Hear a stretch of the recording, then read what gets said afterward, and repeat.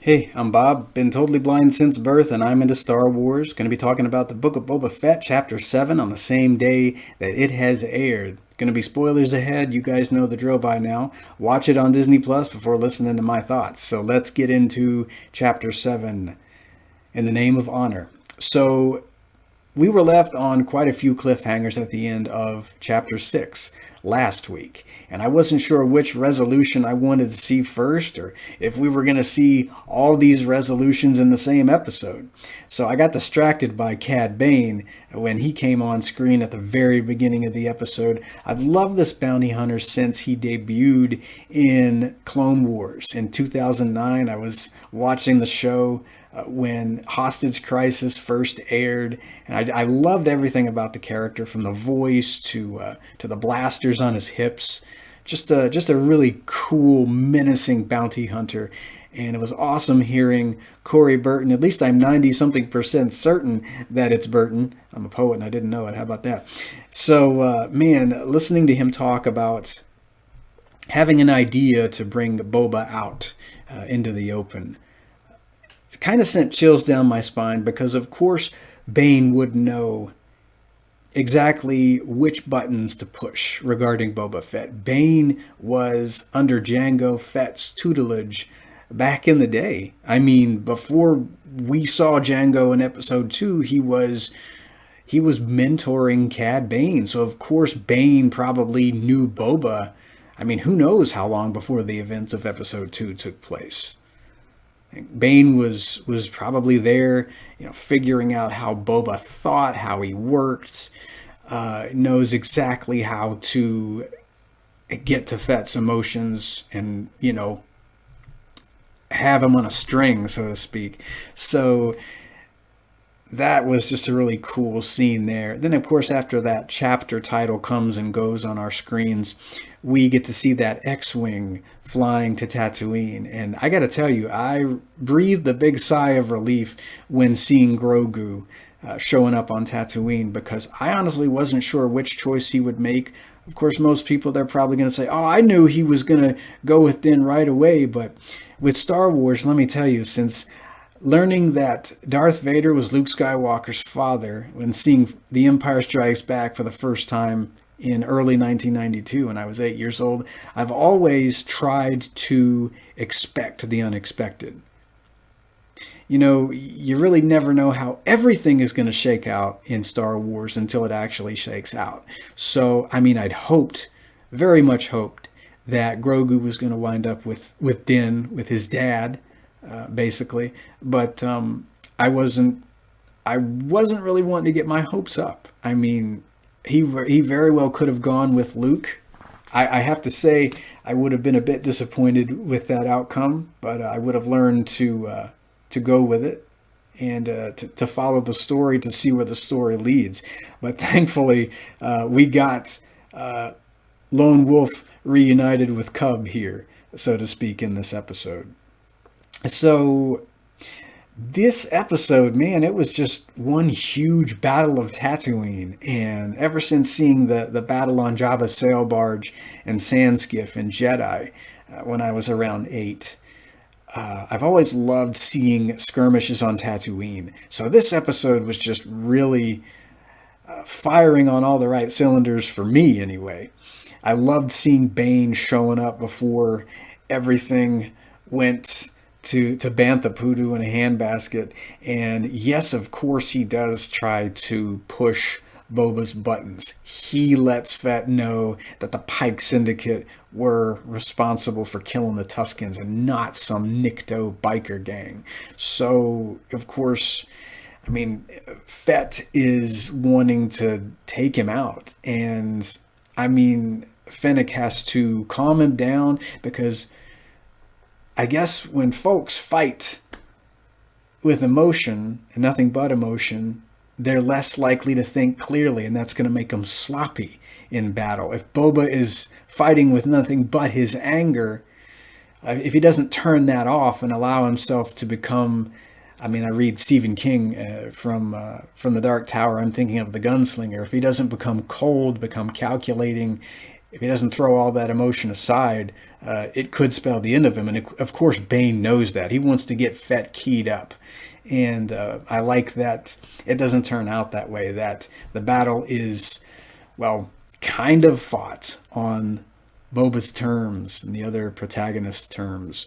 But of course it doesn't go well because those crime families wind up betraying Boba and everyone else, just as I'm sure quite a lot of Star Wars fans figured they would. I wasn't sure which way it would go. But man, this battle, I think it takes up almost 20 minutes, maybe even more, maybe almost half an hour of the episode, and it's just spectacularly narrated by Nicole Zanzarella. If you're watching the or listening to the descriptive audio tracks, I mean, this woman does amazing work from all the episodes of The Mandalorian through Book of Boba Fett. It's just been awesome to have these described, and it especially helps with fight scenes because I love these the most in terms of Star Wars. And boy, this one was a great one. So I kept playing Hasbro should make that as the fight went on, wanting to see the Pikes realized in the Vintage Collection. Then, of course, we get to see Chrysanthemum showing up again, and I was reminded of how cool he would be as an action figure.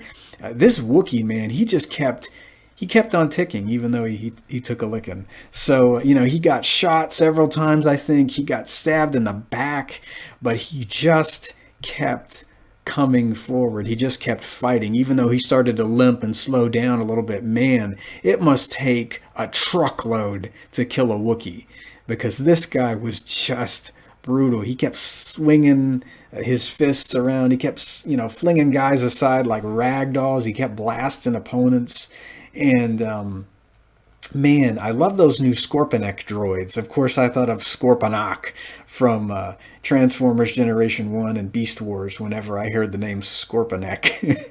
But boy, they would make fun additions to the Vintage Collection as well. Just massive droids with articulated legs.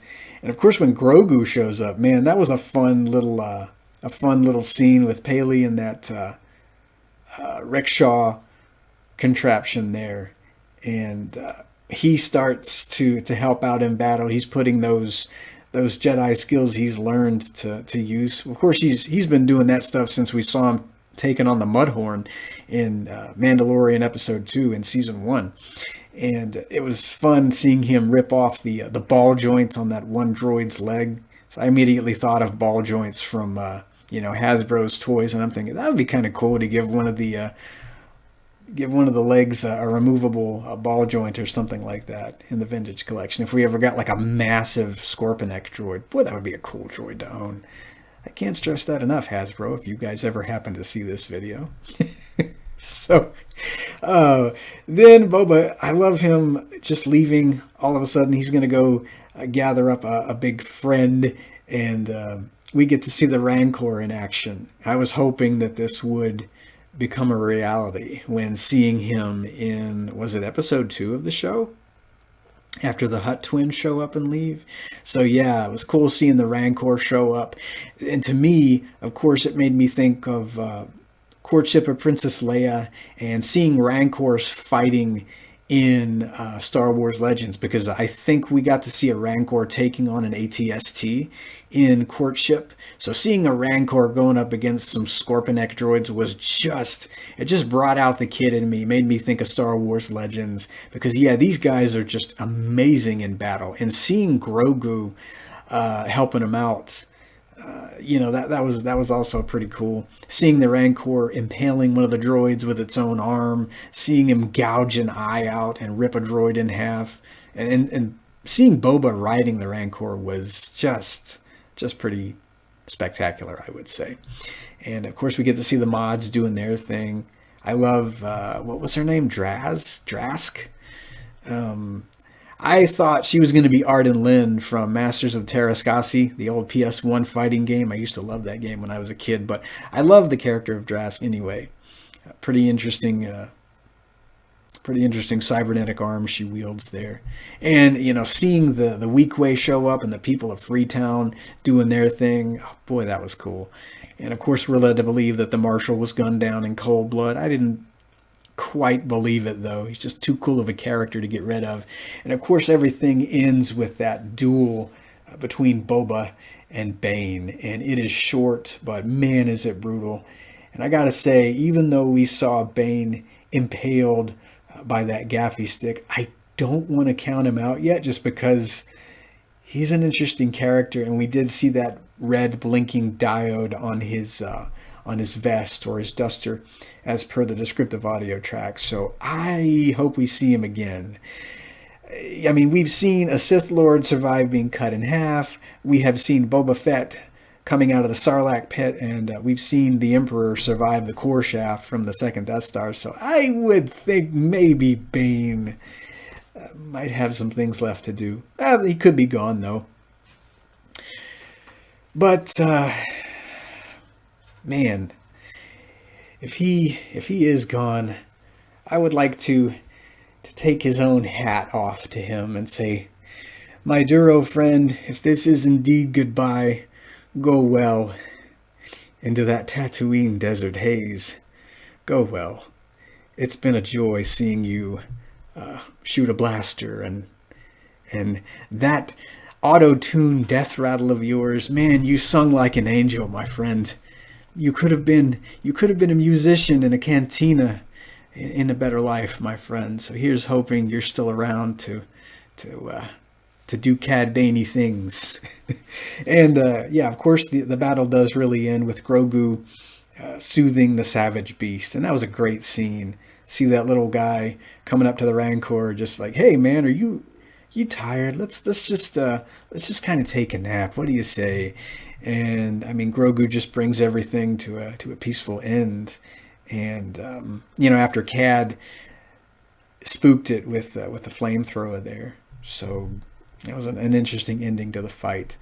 And I love the ending of the episode, seeing Grogu and Mando going off into parts unknown in the N1 starfighter. Just seeing Grogu frustrating Mando a little bit with the shifter knob, and until the Mandalorian flipped that switch and Grogu got what he wanted, and he just starts laughing when the N1 starfighter speeds up. I love that. Apparently, he's had Mandalorian do it more than once, because Mando does say, "All right, this is going to be the last time, though." So, yeah, and seeing Chrysanthemum still hanging around with Boba and Fennec at the end of the episode, that's really cool. Of course, we get to see Fennec stick it to the members of the crime family. They took them all out. She just left none standing there. She was the last one standing, to make an old Star Wars Legends Tales of the Bounty Hunters reference, for those of you who've ever read that little anthology. Love that scene. And the mid-credit scene where Marshal Vanth was in the back to tank there being modded, I'd hoped to get something like that. Still hope to see something like that for Bane down the road. But I mean, if he's gone, he's gone. What can you do?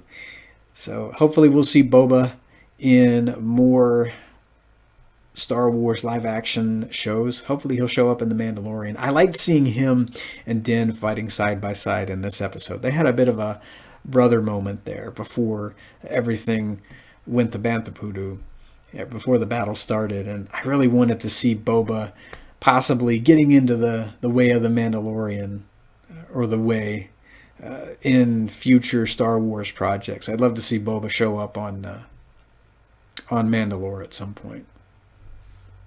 So yeah, it was quite a season. I liked seeing Boba going to town with his E3 and his flamethrower in this big battle in Chapter 7. And hopefully we'll get more. I probably forgot to mention a couple things. I'll have to come back at some point and do things I missed in the Book of Boba Fett Season 1, because I'm sure I did miss quite a few things. Oh, I liked the music during the credits this week. Boba actually gets them to sing his name in the closing credits in this episode, if you listen carefully. So I love that. That's pretty cool. Anywho, I will hear you guys in the next Star Wars related video. May the Force be with you. This is the way. Rest in peace, Cad Bane. Maybe, maybe not. Who knows? And have a great day.